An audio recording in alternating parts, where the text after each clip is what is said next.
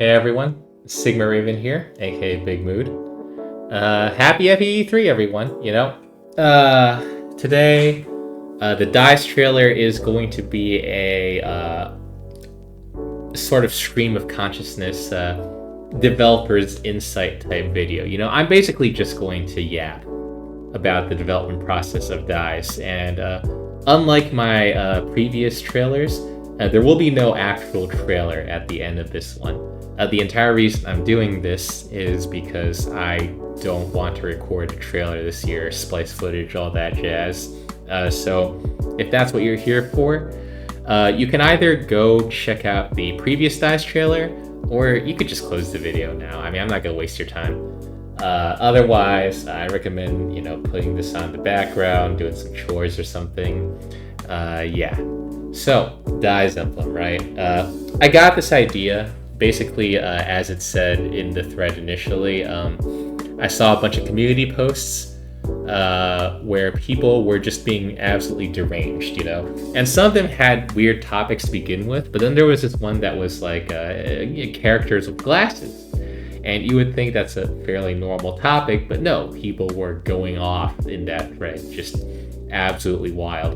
And so I was basically reading through people posting in the FE Universe forums, and I had the idea that really deranged posters might make for good characters in a game, because they have personality, They definitely have character flaws that would add some flavor to them, and so I created the DICE thread. I was like, hey, anyone who wants to be in my game, give me your consent to, Minecraft you, and I will put you in the game. And so immediately you might realize there's a bit of an issue here. And this is something that didn't occur to me until the project was already not super far underway, but a few chapters in. And that is that a lot of people on the forum don't really have a personality. And I'm not saying that they're boring people in real life, but they just don't post a lot on the forum. And when they do, it's very stale stuff like, hey, put my character in your pick my edits. And of course, a game where I'm like, hey, do you want to be in the game is going to attract people's OCs, which is a little bit different from the people themselves. I'm not sure if everyone was aware of this or not. I did try to make it explicit, but, people can't read. And so I got a lot of submissions from people who basically had very little material to work off of. And writing wise, this was okay. I would just comb their threads, try to get some sense of character voice, and give up immediately because they weren't important enough to warrant the effort. But when it came to their mechanical skills, this did present an issue because I wanted everyone in DICE to have kind of a unique skill set. There are repeated skills on units, but for the most part, everyone has something that is mostly unique to them, even if it's complete garbage. And the way I got around this for uninteresting units was two ways. The first was I would give them joke skills, like, hey, here, have +1 to dexterity. Cool. And the second was that I would give them whatever the hell I wanted to. So one random submitter became a vending machine, and they're in charge of unit, basically resurrection and stuff. And this is because they mentioned the vending machine isekai, and I was like, oh, you're goated for mentioning that. Become a vending machine, my guy. And someone else just became the genealogy pawn shop because I thought it would be funny. And that was really all there was to it.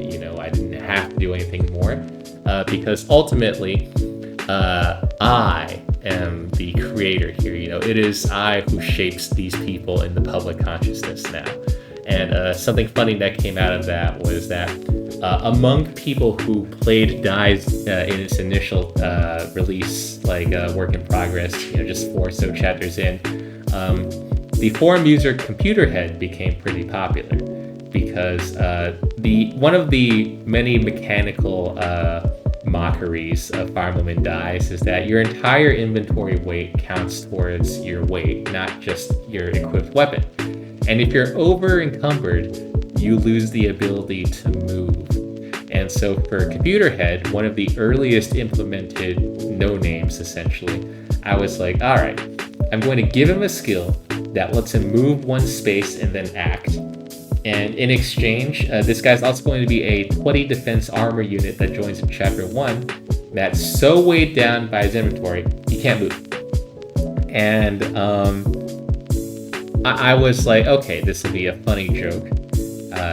Haha, character who's so weighed down that there's no movement possible here besides one towel turn. And it turns out that due to the way Dice handles weight, which is that your strength increases the amount you can carry, plus Computer Head's 90% strength growth, this actually accidentally became a compelling early trainee for a lot of the players. And as a result, Computer Head, the user, became known to a lot more people, which was, I thought that was funny. And it just goes to show that really who the people are doesn't matter. I control everything. I control the information. And I had to try not to abuse that too much. In general, if I didn't know someone's character, they got a kind of flat characterization or something relatively if it was offensive, it was going to be in a sort of dumb way where you could tell I wasn't being serious. I don't think I'd do that too often. I think usually I just made people boring if I perceived that there was nothing going on with them. And there were units that were not like this. A lot of people submitted to Dice that actually had a lot of fandom history, and this presented its own set of challenges. First of all, there are people with a good fandom history, and this was an issue because I want to represent what made people stand out, and this caused the creation of good units, which was a problem I'll get into later. But essentially, if you made a hack and your hack went bananas, thousands of downloads and stuff, that tried to incorporate some of the hack's mechanics, Doing Thanks has the iconic Curse of Lagdo crit, where you automatically crit on your first attack each combat if your crit is 50 or above, and not at all if it's 49 or below. And stuff like that, I couldn't only represent the bad things of people, especially if they had a lot of good things. And so there were problems there. And for the infamous people, there was another can of worms, which is I had to consider how far can I really go in just slandering someone. And the way I resolved this was I thought it would be funniest for if someone had a really bad reputation, I would just not slander them at all. I would only pull out the objective, really dumb stuff they had done. And I did this by, I had to do a lot of groundwork because I haven't been in the community that long personally, just since 2020. And I wasn't an active poster until 2023, essentially. So I asked around a lot, spent some time on Discord being like, hey, I heard this person's known to be absolutely a lunatic. What's up with that? And I got a lot of information this way. I put it all into use, and the infamous units are generally also pretty good, actually, because it was for some of them it was tempting to make them into enemies with nice inflated stats. There's one example of that in particular, and that you'll all see if you play up to Chapter 10 at the end of the first arc, essentially. Yeah. So, I got a lot of submissions. That was cool. And initially, the pace at which I was making dies was meteoric. I was printing. And part of this was because I didn't have to do my own math. I asked anyone who wanted to help out with dies, hey, if you want to do something, let me know. I'm taking all comers. And a lot of people volunteered to do maps. And if you, the listener, know me at all, you'll understand this is because I am absolutely dog shit at making Fire Emblem maps. I'll usually splice the FE8 or use a free to use on the repository. But if I have to make something on my own, it's a travesty. And so everyone who knew this already was like, hey, listen, Sigma, don't touch the maps, just let us make them. And I still made a map. I made chapter 12, and I think widely that's considered the worst chapter of the entire project by like a huge margin, magnitudes. So yeah, that contributed to the pace. I had a lot of units suggestions, so there was a lot to draw off of. And I had like the general first arc like reasonably plotted out. So I was going. Like not like the large notes, I sort of like when people made maps, they would ask for like guidelines, and I'd be like, okay, here's how I envision it going. And because a lot of people who made maps for Dies are really, really good, that really got things going. But around the end of the first arc, I started to feel some slowdown. And this slowdown was due to two reasons primarily.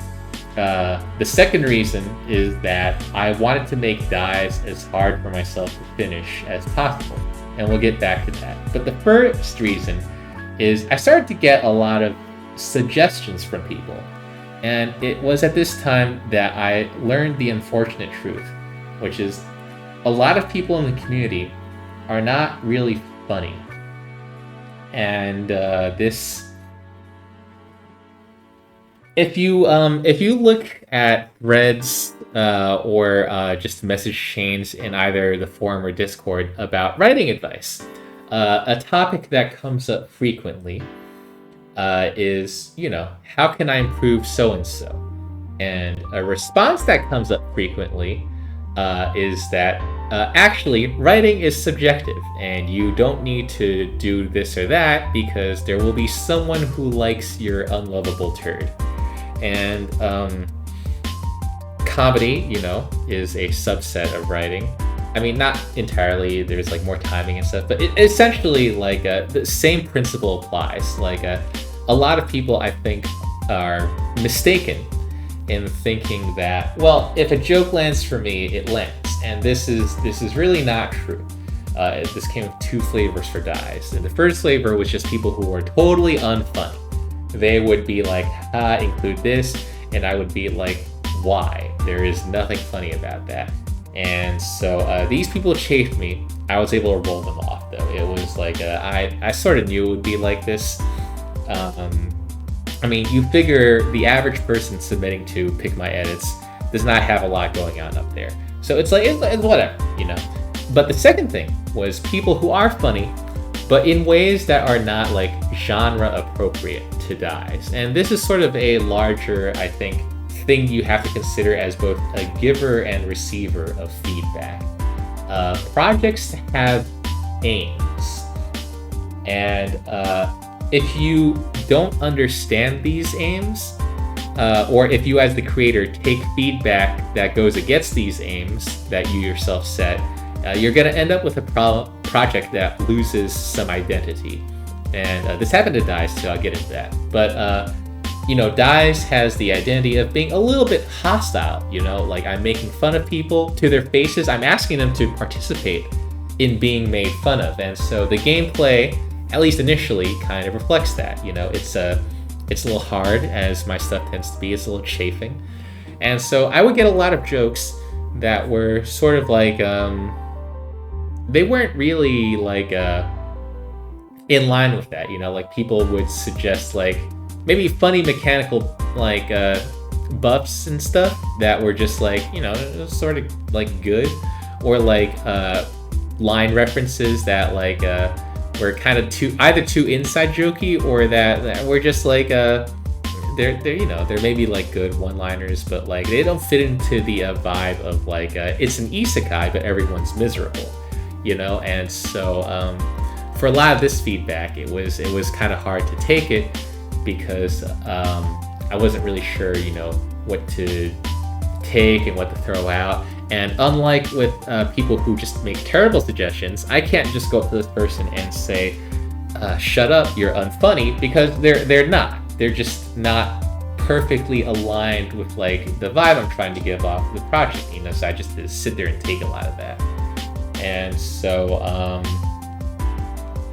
this ended up being this sort of ended up resolved when in the second arc, Dice kind of strays from its initial goals, and so earlier I mentioned that when people in the community had good achievements, I reflect those in the gameplay. And this led to maybe a few too many good units to uphold the miserable gameplay I initially wanted. And as a result, Dice sort of became power crept and became a little bit more of a skill emblem, do some maniac stuff game, as opposed to the initial put cheese grater against your skin experience that I had envisioned. And this is ultimately for the better for people who enjoying their games. But it represented a bit of a drift, a loss of identity, and that sort of thing also slows down development when you can't really get a focused idea of the core identity of your project. And so earlier I mentioned the second thing that made Dice development hard was I wanted to make it hard on myself. And the thing is that I'm in the game and I make fun of myself a little bit, but being the person who made Dice, I felt I had to bear a larger karmic burden. And so I got this big laundry list of things that I felt would make the production of Dice harder, as a sort of challenge to myself, because, I released 3 complete projects at this part. That means I'm reasonably confident in my own ability to release projects. Let's see how much we can push that. And the first was the mature hack-ROM bingo board. Some of you might know this. For those who don't, essentially it's just a bingo board where you place various things you've seen in hacks that were sort of edgy but done poorly. And you try and see if any hack you play has a bingo of them. And so I thought it would be a funny idea to take 2 of these bingo boards and try to fill out every single space on both of them in Dice. And if something happened on both bingo boards, I had to do it twice. And this is an awful idea, because as it turns out, the reason these bingo boards exist in the first place is to make fun of bad execution of mature, quote-unquote, details, plot elements. And the reason that they're made fun of is because within the context of a Fire Emblem game, it's kind of hard to execute on them in a competent way. This is essentially a tactics game with some visual novel in the middle, but there's really not enough space to give a lot of darker topics the gravitas they deserve, and so when you implement them willy-nilly, they come across as either gauche or goofy. And when you try to implement 50 of them with some repeats, the end result is that even if I consider myself a competent hack writer, there was no way that was going to go well. It was absolutely doomed from the word go. It was just not a good idea. You can't just throw random dark elements into a project and expect them to basically be anything other than dumb feeling, But I pushed through anyway because I said I would, and I am a man of my word to a certain degree. What else did I do to make the project harder? Well, I took 150 something applicants. I want to depoke Emblem in playable, unique units. And listen, there are some projects coming out that have over 100 units. And one of these projects is helmed by someone who knows what they're doing. They've released some complete hacks. They were wildly popular, in fact. So this person gets a pass. They probably know what they're doing. Everyone else, if it's not a roguelike, like Embrace of the Fog, where 200 plus units are user submitted and kind of justified to help with the random nature of each run, if you want 100 plus units in one playthrough, I recommend against this. It's a pain to make them all distinct in a way where it's how are they all justified? And it chafes on the writing. If you're hacking in Game Boy Advance, you might run up against some sort of weird pointer space allocation issue too. I don't know, but yeah, it creates a lot more trouble than it's worth unless you have a solid reason for doing so. So if you're neutral on the size of your cast, I recommend just going smaller. Make it something reasonable, 30, 40 units. A smaller cast is just more manageable. If you want more and you have a reason, go for it. But if your reason is just to have 150 units, take it from me. It's a pain in the butt. Balancing wise, as a nightmare writing, getting all the assets together, thinking of skills. I want everyone to have the unique skills. I think I mentioned that earlier. It was so terrible. Okay, what else did I do to make the project harder on myself? We covered the mature hack-ROM bingo board. In the second half, there's a 3-way route split where you can choose which party members to send to each of the 3 paths. You have to play through all of them. And route splits are like, everyone knows route splits kill projects, and I was like, I have to do it too. I have to experience the pain for myself. That was pretty bad. I was stalled in those 3 chapters for months. Happily, at the time of this recording, I'm past that roadblock, but it was pretty awful. Let's see. What else did I do to make the project difficult on myself? Oh, right, feedback. I personally believe that if you want to complete a project, like just complete a project, maybe it's your first project and you just want to get it out there, you should not post your project in its work in progress state early. And the reason is that people do this to get feedback so they can improve their project. But the problem is, when your project gets glazed prematurely, like if someone plays your work in progress and they start being like, wow, I really like this, hope to see more of it, etc., and you're just like, you're getting that good vibes, it's like, at a certain point, you've prematurely accessed the dopamine that was supposed to come in when you finish the project. It drains a little bit of your motivation. And a lot of hack creators, I think, are resistant when I bring this up. Because, work in progress is like a big part of the culture if you want to release anything good. So everyone's like, the most of the stuff that's come out that was good does this. But if you go to basically like any sort of creative field outside of like fan fiction or hack-ROM creation, you'll hear a lot of this too. Like, you don't release like your music until it's done. You want to keep your writing under wraps unless it's a serial. And so if your goal is to really knock it out of the park, then yeah, you should have feedback. I recommend having a dedicated team, sort of so within the loop to give feedback in that case, if you don't want to sap your motivation, because then it's like you're still maintaining that forward momentum. But if you want your project to come out, I greatly recommend just dropping it only when it's complete. And you'll see all those good projects I mentioned earlier that went through the work in progress state. But what you won't see is the tons and tons of buried work in progress projects that never saw the light of day, and a big part of this is because they work in progress probably a little bit too early, when they weren't on the last stretch, they didn't have sufficient motivation built up, and it kills momentum. Okay. I think that's about it for things that made dies difficult. There were some good parts of dies development too.